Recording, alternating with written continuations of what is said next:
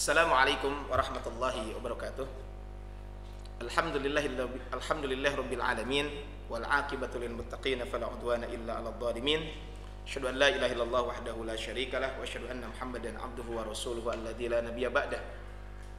Qala Allah ta'ala fil Qur'anil Karim, a'udzu billahi minasyaitonir rajim. Alam nasrah laka sadrak wa wada'na anka wizrak alladzi anqadha dhahrak. Kaum muslimin yang dirahmati Allah Subhanahu wa taala, satu surat di dalam Al-Quran dinamakan dengan surat Alam Nasrah. Walaupun kata Al-Imam Jalaluddin As-Suyuti dan juga disebutkan oleh Imam Ibnu Jauzi, surat ini namanya adalah surat Al-Insyirah. Sebagian lagi mengatakan surat ini adalah surat Asy-Syarah. Terlepas dari penamaan surat itu, tetapi para ulama menyampaikan bahwa surat ini adalah diturunkan oleh Allah Subhanahu wa taala setelah surat Duha, surat Ad-Duha. Bahkan kalau kita lihat ya, kedua surat ini, surat Ad-Duha dengan surat Al-Insyirah ini atau surat Alam Nasrah ini adalah dua surat yang punya keterkaitan. Dua surat yang punya hubungan yang sangat erat. Karena kedua surat ini adalah berbicara tentang kepribadian Rasul sallallahu alaihi wasallam dan kondisi yang dihadapi oleh Rasul sallallahu alaihi wasallam. Kalau kita berbicara di dalam surat Ad-Duha, Allah menyebutkan ada tiga nikmat yang Allah berikan kepada Rasul sallallahu alaihi wasallam. Yaitu nikmat Allah memberikan inayah, memberikan perlindungan ketika Rasul sallallahu alaihi wasallam dalam keadaan yatim, ketika Rasul dalam keadaan fakir dan dalam keadaan kebingungan. Kemudian di dalam surat Al-Insyirah atau surat Alam Nasrah, Allah Subhanahu wa taala menyebutkan tiga nikmat yang Allah berikan kepada Rasul sallallahu alaihi wasallam. Nikmat tersebut adalah yang disebutkan di dalam Al-Qur'an ini adalah nikmat kelapangan dada. Kemudian meringankan beban beliau dalam menyampaikan risalah Islam. Nikmat yang Allah berikan adalah meringankan beban beliau ketika menghadapi cacian, cercaan yang didapati dari umatnya. Kemudian nikmat yang ketiga adalah Allah tinggikan kedudukan Rasul sallallahu alaihi wasallam dengan derajat beliau yang sangat tinggi, baik itu di dunia ataupun di akhirat.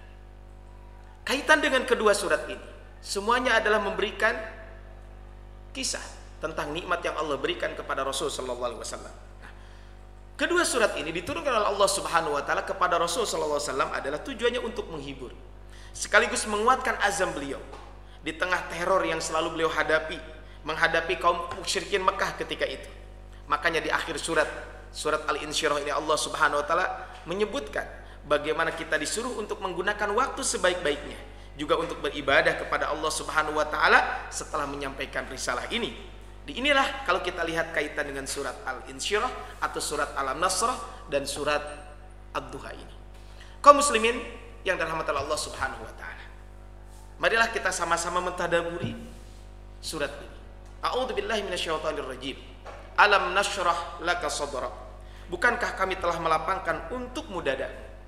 Wa wada'na anka wizrak.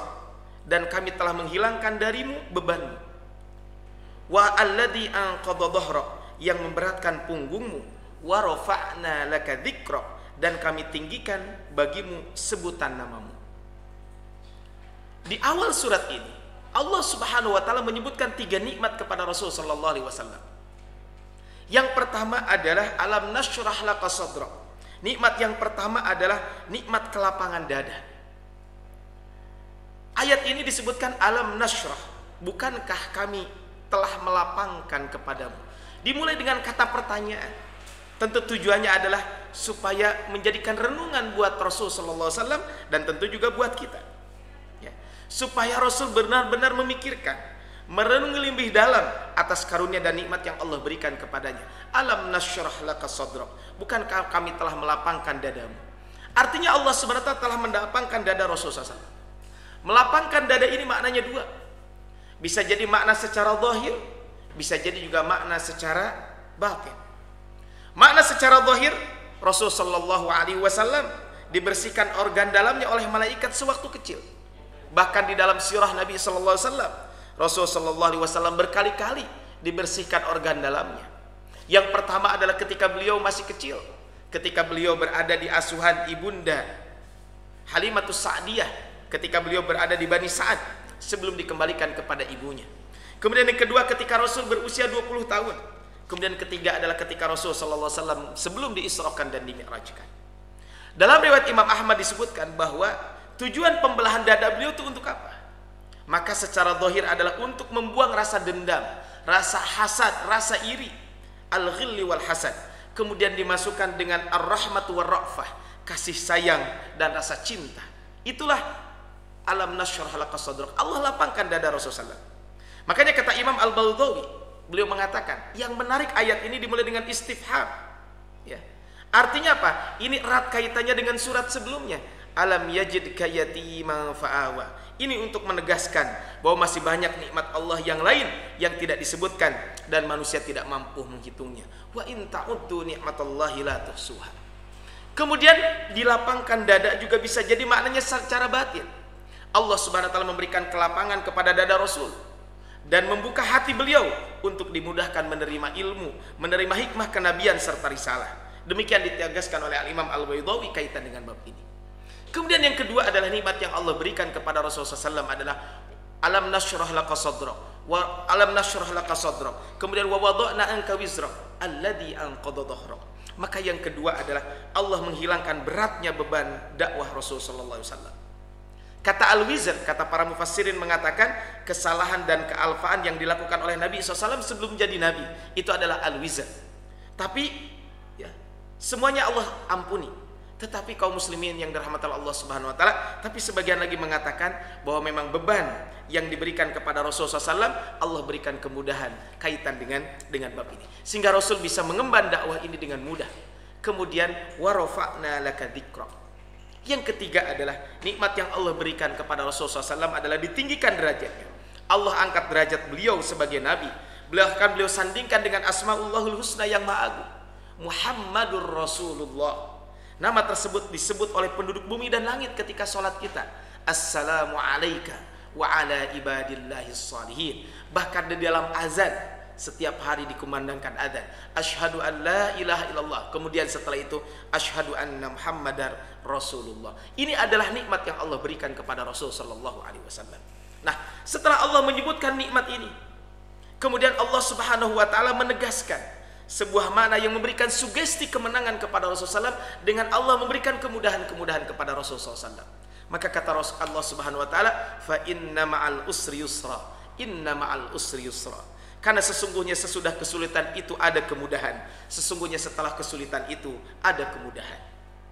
Apa rahasia pengulangan kata-kata itu?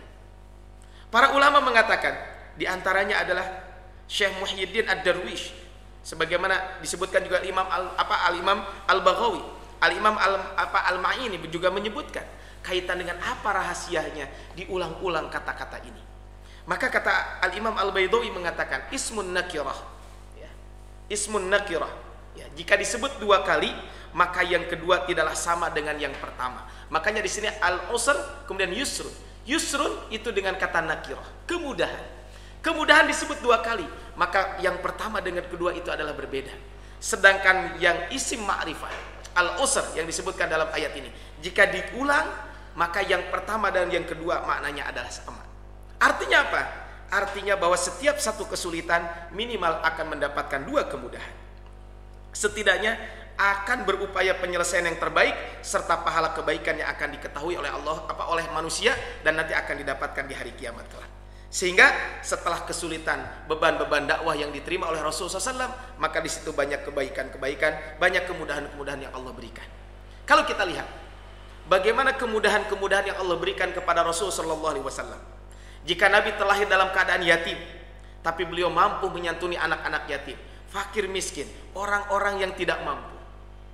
Kemudian berikutnya adalah Allah berikan kekayaan, kemudian Allah angkat derajat beliau, dilapangkan dada beliau dan diangkat beban-bebannya. Apalagi setelah beliau diangkat menjadi Nabi dan Rasul, meski tekanan dari orang-orang Quraisy ketika itu, kafir Quraisy ketika itu, tekanan dari musuh-musuh, tetapi tekanan itu justru ya Allah berikan kemudahan dan akhirnya Rasulullah SAW mendapatkan kemenangan. Bahkan sampai Allah menyebutkan wa ma arsalnaka illa rahmatan lil alamin. Rahmatan lil alamin kemudian menjelma menjadi rahmat atas cita Allah bagi segenap alam, bukan hanya bagi manusia saja. Wa ma arsalnaka illa rahmatan lil alamin. Kemudian kalau kita lihat ketika Islam awal-awal ditekan, pengikutnya ditindas dan dihina, Yang mengikut juga adalah orang-orang lemah dan orang-orang yang terzolimi. Tetapi lihat ketika setelah Fathu Mekah, bagaimana kemenangan yang didapatkan oleh kaum muslimin. Yang tadinya orang-orang kafir Quraisy sangat sombong, menindas para sahabat, menindas Rasulullah SAW. Ketika Rasul sampai ke kota Mekah, ketika terjadi Fathu Mekah, maka tidak ada satupun yang berani melawan Rasulullah SAW. Bahkan ketika itu banyak orang-orang kafir Quraisy yang kabur, pergi meninggalkan kota Mekah ketika itu. Tapi Rasulullah SAW ketika mendapatkan kenikmatan yang begitu banyak, sebagaimana pernah kita bahas di dalam surat An-Nasr, maka yang dilakukan oleh Rasul setelah mendapatkan kemenangan itu adalah fasabbih bihamdi rabbika wastaghfir innahu kana tawwaba. Yang dilakukan oleh Rasul adalah justru memperbanyak tasbih dan istighfar, bersyukur atas kemuliaan dan kemenangan yang dikurniakan Allah kepadanya, mengukuhkan dan mengukuhkan agama di muka bumi ini. Itulah yang dilakukan oleh Rasul. Rasul tidak sombong, justru Rasul memperbanyak tasbih, dan Rasul SAW juga ketika itu memperbanyak istighfar. Jadi kaum muslimin, sahabat cendekia rahmatan Allah Subhanahu wa taala, yakinlah setidaknya setiap satu kesulitan minimal ada dua kemudahan. Kemudahan di dunia dan kemudahan di akhirat. Sehingga tidak heran apa yang pernah disampaikan oleh Abdullah bin Abbas dan Abdullah bin Mas'ud, berita kabar gembira telah datang kemudahan. Tidak akan pernah satu kesulitan mengalahkan dua kemudahan. Fa inna ma'al usri yusra, inna ma'al usri yusra. Kesulitannya satu, tapi kemudahannya adalah bisa dua, bahkan bisa lebih dari itu. Kemudian kaum muslimin yang dirahmati Allah Subhanahu wa taala, di ujung ayat, di ujung surat ini Allah mengingatkan kita, fa idza faraghta fansab. Apabila kamu telah selesai dari satu urusan, kerjakanlah dengan sungguh-sungguh urusan yang lain. Inilah harus ada perpindahan aktivitas. Inilah makna istirahat yang hakiki, istirahat yang sesungguhnya, bukan dengan bermalas-malasan, bukan dengan santai, namun dengan perpindahan dari satu aktivitas ke aktivitas yang lain, sehingga akan maksimal produktivitas seseorang. Maka Nabi SAW mencontohkan, maka beliau selalu melakukan dari satu aktivitas, kemudian beliau melakukan aktivitas-aktivitas yang lain. Tentu ini adalah harus kita contoh sebagai umatnya. Maka insya Allah ketika kita mencontoh Rasulullah SAW, fa'idha faraghta fansab.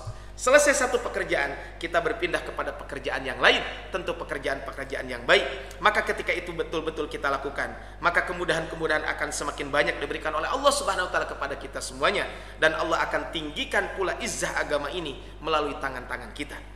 Kemudian setelah itu di penghujung surat, Allah memberikan isyarat kepada kita semuanya tentang keseimbangan yang ideal. Setelah kita sibuk dan beramal untuk dunia, maka seharusnya kita pun jangan lupa untuk amal akhirat. Fa idza faraghta fansab wa ila rabbika farghab. Dan hanya kepada Tuhanmu lah hendaklah kamu berharap. Kesyukuran itu lebih sempurna bila kita jadikan Allah benar-benar satu-satunya tempat bergantung dan berharap. Allahus Samad, Allah tempat bergantung. Apa yang lebih indah dari rasa syukur yang dikatakan Allah kepada kita dengan menyebut hanya sedikit saja dari hambanya yang mampu bersyukur. Wa qalilum min ibadiyasy syakur. Hanya sedikit orang-orang yang bersyukur. Kaum muslimin yang dirahmati Allah Subhanahu wa taala, nikmat yang Allah berikan betapa banyak kepada kita semuanya.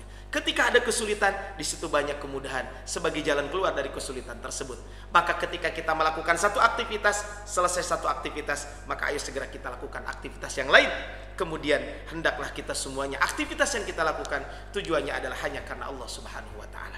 Kaum muslimin yang dirahmati Allah Subhanahu wa taala, dari surat ini maka memberikan pelajaran penting buat kita semuanya bahwa dalam kehidupan kita pasti ada kesulitan dan ada kemudahan. Itu pasti akan terjadi.